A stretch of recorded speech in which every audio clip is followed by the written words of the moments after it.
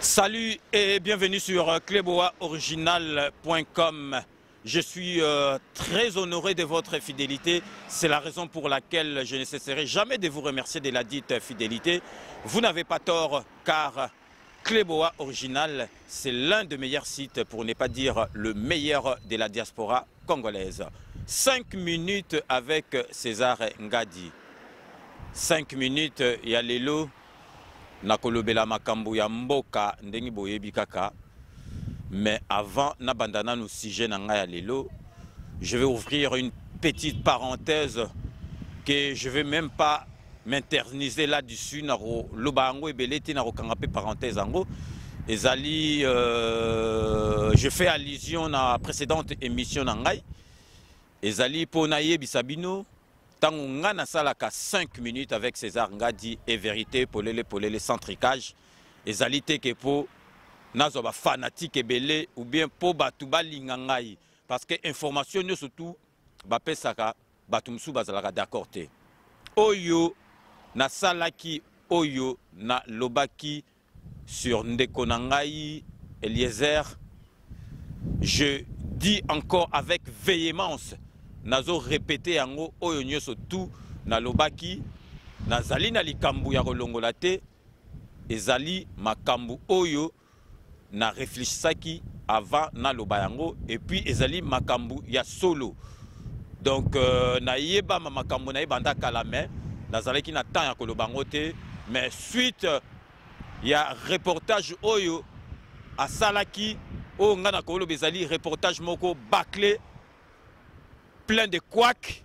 Ezalaki une goutte d'eau qui a fait déborder les vases. Yangona nazalaki obligé na lo bayango. Mais bozali na tina bo croire ngai te o ba croire ngai mais bato bazali na kati ya masolo ya politique na bato bazali tout autour ya kanambe yebi ke oyo nga na lobaki sur Eliezer ezali makambu ya solo. Soki ezali bénéfice naye, ya ba risque azwaka pona musala naye, moi je l'encourage et puis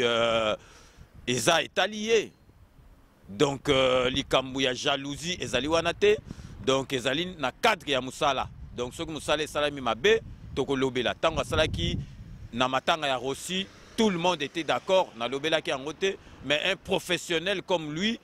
faire ce genre de reportage que je qualifie de bâclé, plein de couacs, donc il fallait na lobelango. Donc na lobeli yango parce que ezali ndengwana. Et puis nazo sabino nazo répété avec véhémence que Eliezer aliaka mbongo ya mama Olive Eliezer abandako tia munoko tango ba memai na est tango ba kendeki na mama Olive abandako lia mbongo mama Olive aliaka mbongo ya Katumbi wana mutu akolongola nga yango na munoko a zalité. Nakoki kendi na makambo susu te parce que ezali makambo ngai komba na ngai ezali Eliezer te ezali kanambe akende mais tango musala esalami bien te il faut to lobelango ngai personne asali musala bien te il faut ba lobelango mais ceux qui ozoko lia mbongo lia na yo mbongo parce que oponi olia mbongo mais arrête ton char, arrête. Yakosala n'était un pauvre malheureux au senga batu ba 10 balles ezali na tinate. Donc loka na loba na diaspora trop de complexés, trop de naïfs, trop de fanatiques. Donc ezali mabe ngana biloko tuana na zakuna na katite ngai César Ngadi Cleboa tout le monde est d'accord sur les kambo ezali na koloba pour ngamu to repekisa ngai na loba azalité. Donc une fois de plus je ne vais pas m'interniser là-dessus. Oyo na lobaki sur Eliezer, n'a ko retiré et le côté parce que ezali ndengwana bato bazali na pouvoir na bato bazali tout autour ya kanambe ba yebi makambo na zoloba balobi ke non Cleboa César Ngadi atimba alobi makambo solo. Donc na fongolaki parenthèse bato yo bazali ko critiquer ngai bato yo balobi Donc il faut changer et l'autre côté, il faut changer et l'autre moro na par rapport à travail nangate na zaneti na massa nangai o to kola na bango oyo ami nangai adolescence le lonet biais na kolo ba égide de faire soka critiquer ngai na koyoka nem sumawa mais misuso ba critiquer ngai na zanatina et ça l'a pas cité parce que ba yebi ngai te donc ba massa nanga neti égide de faire et ça massa nangai il y a adolescence yenda ko na oki égide de faire à critiquer nga na oki mawa mais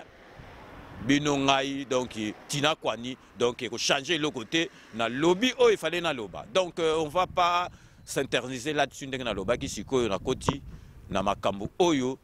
ya émission ya lelo ndenge na loba ki sikoyo nazali ko beta sete na bandi sujet na biso ya lelo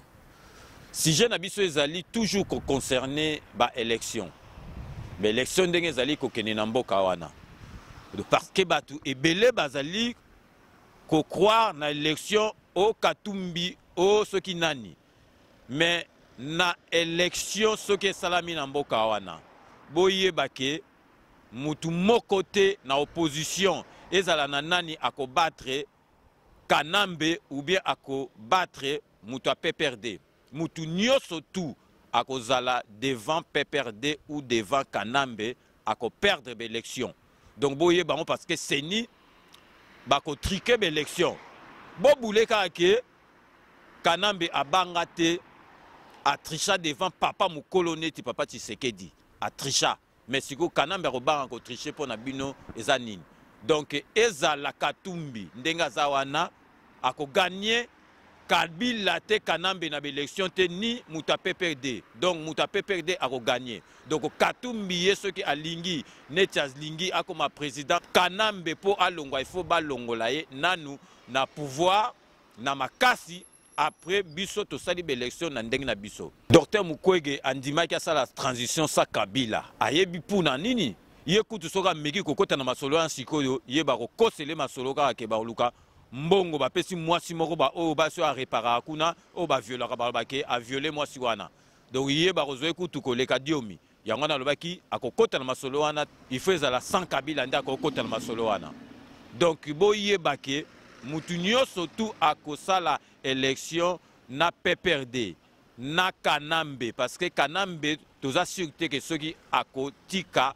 pouvoir azali na besoin tika pouvoir te ako continuer donc boye bake bato bazolinga ke basala élection ba opposant wana nyoso tunga nazo sabino mutu ako gagner Kanambe ou bien mutu PPRD ako zala te donc et puis congolais sikonde toza boye tozo ba eloko ni tolingi te congolais eloko nini congolais ti siko toyebi eloko nini tolingi te parce que côté ba candidat oyo bazali na opposition ce que totangi Félix ba Félix non Félix kutu azali na expérience té na expérience politique té mais l'expérience s'acquiert à travailler mes chers amis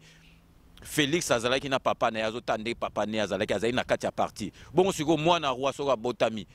roi ya sande wana tango akufa azalaki na oya komisiko abandoko landeka pi azo mesanati donc soto ke o Félix azan expérience te Félix aza mayele te Kanambe na Félix na naza mayele Félix aleki Kanambe na mayele mais Kanambe aza président soto ke na Fayulu batu tout Kamere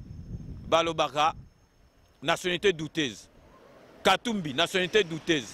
mutu nyonso tout na opposition à part tozolo basiko nde tozolo basiko yo na opposant oyo aza na nationalité douteuse te tokolo bezali Félix Tshisekedi na Fayulu mais Fayulu aza na moto neti Félix Tshisekedi te mutu aza na moto eza Félix Tshisekedi mais congolais tozali kosambouye mutu boye te de toute façon tocha na mutu na biso que mutu tout oyo candidat vraiment potentiel au bazali na kati ya RDC siko na opposition congolais ti sikoyo toyebi eloko tolingi te Katumbi nationalité douteuse o azosala na Kabila Kamere pareil nationalité douteuse Lumbala kutu donc tolobate Lumbala bakoloba M23 donc ok Lumbala kendaki ye moko te na M23 kendaki po luka masasi po longola Kabila Donc mutu oyo tokolo basiko ke bakolo bate kaza nationalité douteuse ezali kaka Félix Tshisekedi na Fayulu. Donc Fayulu aza na moto neti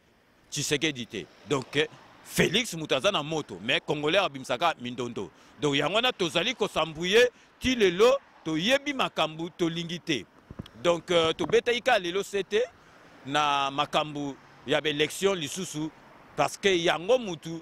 ezali ko boma mboka yango mutu tozali ko tala ndengi ekokende. Donc dès que tolobaka na 5 minutes,